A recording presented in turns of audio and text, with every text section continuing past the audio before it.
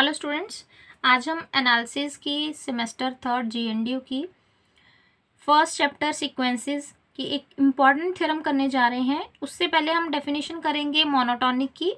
आज वाली जो थ्योरम है मोस्ट इम्पॉर्टेंट है क्योंकि ये लगातार क्वेश्चन पेपर्स में प्रीवियस पूछी ही जा रही है और काफ़ी इम्पॉर्टेंट कंसेप्ट है, इम्पॉर्टेंट थ्योरम है फर्स्ट एक्सरसाइज की, इस चैप्टर की। तो सबसे पहले इसके लिए मोनोटोनिक की डेफिनेशन का पता होना चाहिए आपको। मोनोटोनिक जो वर्ड है उसका मतलब होता है लगातार, किसी चीज़ का लगातार होना, ठीक है। तो मोनोटोनिक सीक्वेंसेस मतलब लगातार चलने वाली सीक्वेंसेस, ठीक है। इसमें देखो 4 तरह की सीक्वेंसेस हैं। मेनली हम इसको 2 पार्ट्स में स्प्लिट कर सकते हैं। मोनोटोनिक सीक्वेंसेस में मोनोटोनिकली इंक्रीजिंग भी हो सकता है, मोनोटोनिकली डिक्रीजिंग भी हो सकता है। इंक्रीज करेगी, लगातार बढ़ती जाएगी, डिक्रीज करेगी मतलब लगातार कम होती जाएगी, ठीक है। इसमें मोनोटोनिक इंक्रीजिंग में भी मोनोटोनिकली इंक्रीजिंग अलग है और स्ट्रिक्टली मोनोटोनिकली इंक्रीजिंग अलग है, ठीक है। इसी तरह से मोनोटोनिकली डिक्रीजिंग का मतलब अलग है, स्ट्रिक्टली मोनोटोनिकली डिक्रीजिंग का मतलब अलग है। तो थोड़ा डिटेल से समझते हैं इसको। सबसे पहले है मोनोटोनिकली इंक्रीजिंग। देखो, अगर तो सिर्फ इतना लिखा है sequence a n is monotonic sequence, यानी कि मोनोटोनिक सीक्वेंस, ठीक है। तो इसका मतलब मोनोटोनिक सीक्वेंस है तो वो कुछ भी हो सकती है, मोनोटोनिकली इंक्रीजिंग भी हो सकती है, ठीक है, और मोनोटोनिकली डिक्रीजिंग भी हो सकती है, ठीक है। तो मोनोटोनिकली इंक्रीजिंग भी हो सकती है, मोनोटोनिकली डिक्रीजिंग भी हो सकती है। सबसे पहले आता है मोनोटोनिकली इंक्रीजिंग, ठीक है। मोनोटोनिकली इंक्रीजिंग,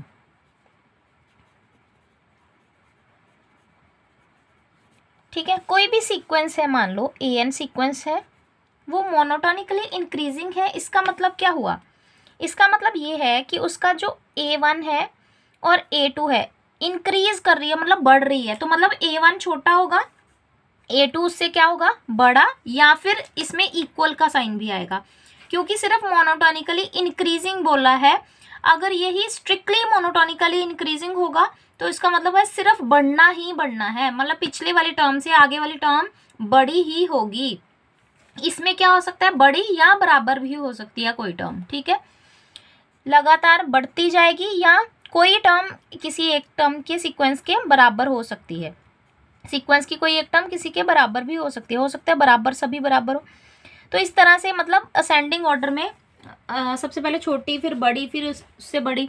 तो जैसे जैसे मैं वैल्यूज 1 2 3 सीक्वेंस में पुट करती जाऊंगी वैसे वैसे मुझे सीक्वेंस इंक्रीजिंग ऑर्डर में मिलती जाएगी। जैसे कि लेट करते हैं, इसमें हम कह सकते हैं कि ए एन छोटा होता है और AN+1 उससे ग्रेटर देन इक्वल होता है, ठीक है। तो इससे मुझे पता चलता है ये मेरी क्या है, मोनोटोनिकली इंक्रीजिंग सीक्वेंस, ठीक है। जैसे कि इसकी एक एग्जांपल देखते हैं। एग्जांपल में मैं लेती हूँ, जैसे कि AN सीक्वेंस है मेरी जो कि किसके इक्वल है, n² - n के, ठीक है। ये हमारी सीक्वेंस है। अब अगर आप खुद सोचो, इसमें मैं 0, अब अच्छा सीक्वेंस में तो नेचुरल नंबर से शुरू करते हैं तो मैं 1 से शुरू करती हूँ, ठीक है। 1 पुट किया, 1 - 1 = 0, तो मतलब सीक्वेंस का पहला एलिमेंट मुझे मिल गया, वो है 0। फिर मैंने 2 पुट किया, 2 पुट किया n में, तो इसमें 2 की स्क्वायर -2 तो डेट इज 2 हो गया। तो A2, देखो पहले वाले से अगला वाला नंबर क्या आ रहा है, बड़ा आ रहा है, ठीक है। बराबर भी होता तब भी कोई बात नहीं थी, पर उससे अगला नंबर चेक करते हैं, A3, वो क्या आएगा, 3² - 3 दैट इज 9 - 3, फिर से क्या आ जाएगा, 6। इसमें पुट करते जाना है, मुझे सीक्वेंस मिलती जाएगी। अब आप खुद सोचो, A1 A2 A3, इनको देख के ही पता चल रहा है कि ये 0, फिर 2, फिर 6 आगे बढ़ता जाएगा। जैसे ही A4 पुट करूंगी, 4 4 = 16 - 4 12 आ जाएगा, ठीक है। तो इस तरह से जो सीक्वेंस है वो इस ऑर्डर में चल रही है कि पिछले वाले से अगले वाला नंबर जो है वो बड़ा ही आता जा रहा है। दैट मीन्स क्या हुआ, सीक्वेंस मेरी क्या है, मोनोटोनिकली इंक्रीजिंग, ठीक है। इसके बिल्कुल उल्टा मोनोटोनिकली डिक्रीजिंग है। मोनोटोनिकली डिक्रीजिंग का मतलब क्या हुआ, जैसे एक सीक्वेंस ले ली AN, तो AN+1 इंक्रीजिंग में क्या होता है, AN छोटा AN+1 बड़ा, मतलब छोटे पिछले वाले नंबर से आगे वाला नंबर बड़ा होगा। जबकि डिक्रीजिंग में क्या होगा, डिक्रीज कर रही है, मतलब कम होती जा रही है पहले से। तो मोनोटोनिकली, पूरा लिख लेना आप, ठीक है, तो मैं तो सिर्फ समझाऊंगी। मोनोटोनिकली डिक्रीजिंग में क्या होगा कि जो an है वो बड़ी होगी या इक्वल किसके, an+1 से, मतलब आगे वाली टर्म से। तो मतलब आगे वाली टर्म से जो पीछे वाली टर्म है वो पहले वाली टर्म से, पहले वाली टर्म बड़ी, बाद वाली टर्म छोटी। मतलब अगर हम बोले a1 फाइंड किया, वो बड़ा आ रहा है as compared to a2, as compared to a3 छोटा, a4 उससे छोटा, इस तरह से। जैसे कि हम अगर एग्जांपल लें डिक्रीजिंग की, तो वो है 1/n।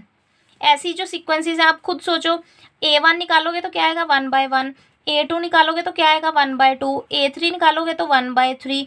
तो आप खुद देखो 1 से 1/2 छोटा है, 1/2 से 1/3 छोटा है, तो 1 बड़ा है 1/2 से, 1/2 बड़ा है 1/3 से।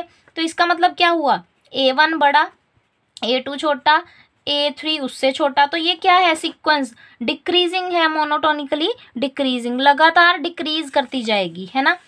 तो स्ट्रिक्टली का मतलब यहाँ पे इक्वल का साइन हट जाएगा दोनों में। स्ट्रिक्टली का मतलब ये है कि यहाँ पे जो इक्वल का साइन है वो भी हट जाएगा। स्ट्रिक्टली लगातार, स्ट्रिक्टली है, स्ट्रिक्ट है वो कि इंक्रीज ही करना पड़ेगा उसको, बढ़ना ही पड़ेगा, बराबर होने का कोई चांस ही नहीं। कोई भी टर्म आपस में एक दूसरे के बराबर नहीं हो सकती, ठीक है। Strictly decreasing, strictly monotonically decreasing मतलब कोई भी टर्म जो है वो रुकेगी नहीं, बराबर नहीं होगी, वो डिक्रीज ही करती जाएगी, कम होती जाएगी, ठीक है, लगातार कम होती जाएगी। अब आते हैं थ्योरम पे, जो कि मोस्ट इम्पॉर्टेंट है, ठीक है। तो इसका आई थिंक थ्योरम नहीं तो डेफिनेशन ही ठीक है। इसको मैं जस्ट नेक्स्ट वीडियो में बना देती हूँ, साथ में आई टैब में या एंड स्क्रीन पे मैं इस वीडियो का लिंक दे दूँगी, नहीं तो डेफिनेशन ही काफ़ी है इस वीडियो में, नेक्स्ट में डालती हूँ थ्योरम को।